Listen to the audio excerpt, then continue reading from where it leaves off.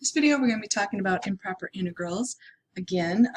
In this case we are going to be looking at when you are approaching a vertical asymptote, what happens to the integral.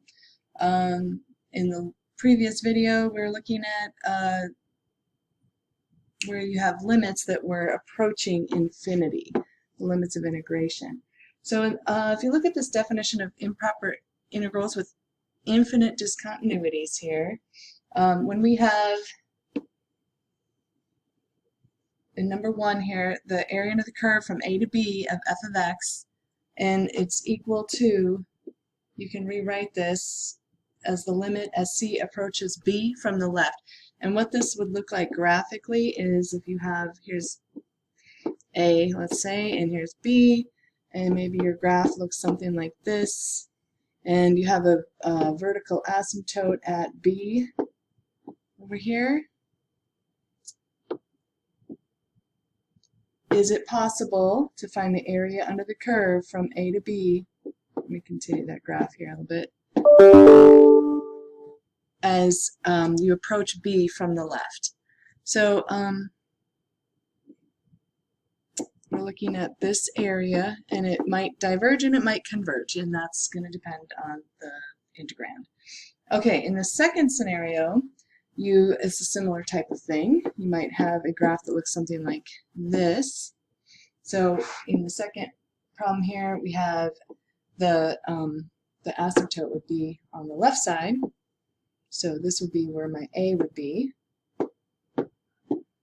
So if I'm finding the area under the curve from a to b over here, and let's say I have a graph that looks something like this, can we find the area under the curve as we approach a, but in this case it's from the right, so a with a plus, and that's kind of hard to read. So this, what this says is, as c approaches a from the right, and so I'm replacing this lower limit of integration with c, and we know that it's approaching a from the right because it can't actually get to a because there's a vertical asymptote there.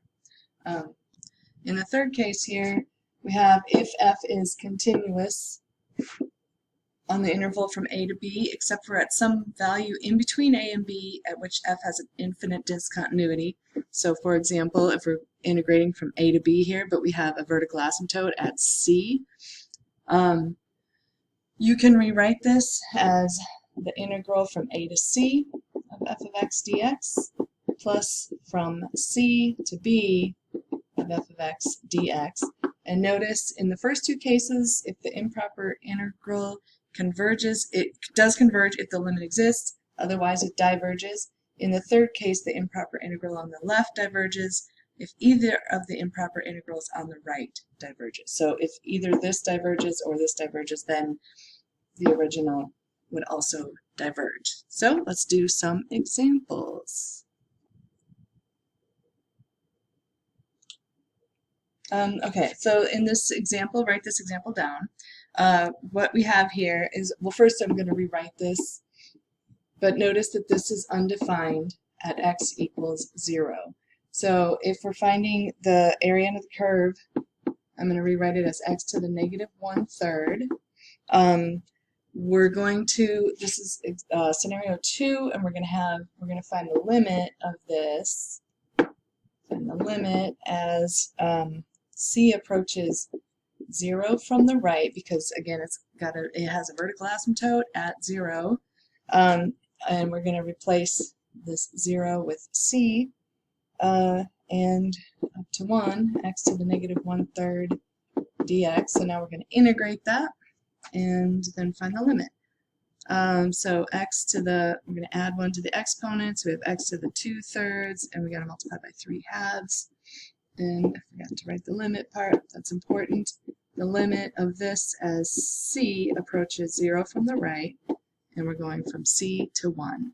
So plugging in my limits of integration, I have the limit as c approaches 0 from the right of 3/2, and then x to the 2/3, which is just going to be 1 to the 2/3 because I'm putting 1 into the function.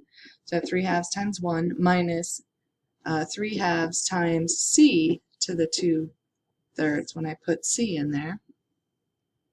And now what we're going to look at is if we put 0 in for our c, what do we get? We have 3 halves times 1, which is 3 halves, minus 3 halves times 0 to the 2/3, which equals 0. 0 times the 3 halves is 0. So this integral converges, and it is equal to 3 halves.